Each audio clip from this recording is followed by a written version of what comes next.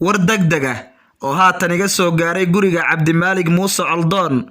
Warkan haddii uu ku soo gaaro walaalka muslimka ahow, sheer garee oo la wadaag dadka islaamka ah si wax looga qabto xaaladda Cabdimaalig Muuse Coldoon uu ku sugan yahay iyo reerkiisa. Guriga Cabdimaalig Muuse Coldoon ayaa saaka waxaa soo weeraray ciidamo ka socda Muuse Biixi, waxayna guriga gabaaragadiyeen dhammaan wixii agab yaalay.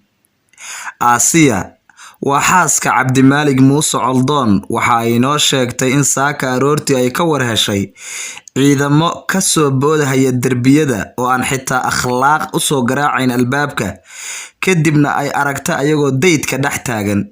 Isla markiiba waxa ay baaritaan ku sameeyeen guriga Cabdimaalig Muuse Coldoon, waxa ayna ku sii tunteen carruurtii huruday dayrka oo aysan u aaba yeelayn rag iyo dumar waxa goobta joogay. Balse waxaa la yaab leh howlgalka nin ay shalay xirteen gurigiisa oo ku nool carruur iyo dumar ay ka qabanayaan ciidamada uu soo diray Muuse Biixi.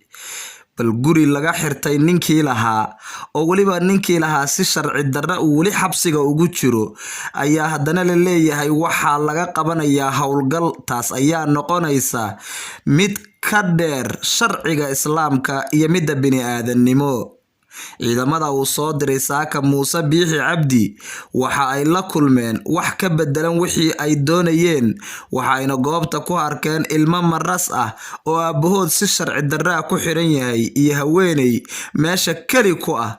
Waxa ayna gabaaragadiyeen dhammaan sanduuqyadii iyo koobadiinadii guriga yaalay, waxa ayna qaateen agab ka mid ah agabkii guriga yaalay. Ciidanka booliska Somaliland oo saaka si sharci darro ku soo galay guriga Cabdimaalig Muuse Coldoon oo xabsi ugu jira Muuse Biixi Cabdi, waxa ay guriga ka qaateen agabyo kala gedisan oo uu ka mid yahay rasiifadka TV-ga, remote-ka TV-ga iyo guud ahaan agabyo kala gedisan oo yaalay guriga Cabdimaalig Muuse Coldoon. Waa ku tagrifal awoodeed oo aan meel loo dayin in shakhsi bini'aadama si sharci darro xabsi loogu haysto, gurigiisa iyo carruurtiisa iyo reerkiisana lagu soo jarmaado, derbiyadana looga soo dhaco sida tuugadii, kadibna laga qaata agabkii guriga yaalay oo ugu hooseeyo wax la qaato ama tuug uu dhaco oo ah TV, remote-kiis ama rasiifadkiisa.